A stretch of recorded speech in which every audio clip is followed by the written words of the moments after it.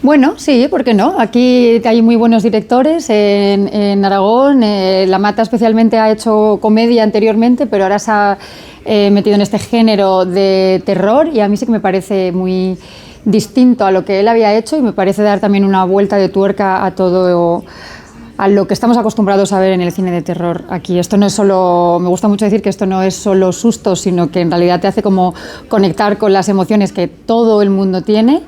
Y al final también te hace estar un poco como más pendiente de la historia que está sucediendo y de todo lo mental y espiritual y paranormal que hay detrás. La Ahorcada es una película en clave de terror, pero es una película muy entretenida, donde es el tipo de terror donde se juega con la psicología del espectador, ¿no? Por momentos los personajes viven situaciones donde no saben si están soñando o donde no hacen pie con la realidad, y también la película manipula la mente del espectador, ¿no? O sea que es una película muy entretenida de ver y además habla de temas importantes como el amor, el desamor, el amor malentendido que se transforma en obsesión y acaba siendo destructivo y autodestructivo, y creo que la peli es muy entretenida y luego invita también a hablar de ella. Yo voy a decir que a mí me gusta pensar que esto es algo distinto y que va a hacer al espectador no estar tan pendiente del móvil y por 1 hora y media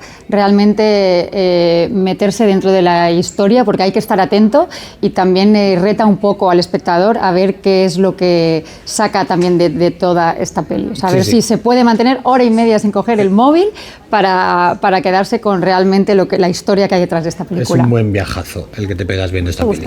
A mí me gusta mucho Aragón porque es tan diverso, de norte a sur cambia tanto, pero hay un lugar mágico y mágico en el Pirineo Ostense, en el Valle de Hecho, que tuve la oportunidad de rodar allí. Es un lugar imponente, majestuoso con esas montañas, y es un lugar de verdad que te transmite una paz existencial. Es un lugar al que recomiendo como un lugar mágico. A mí me gusta mucho el Parque La Bordeta.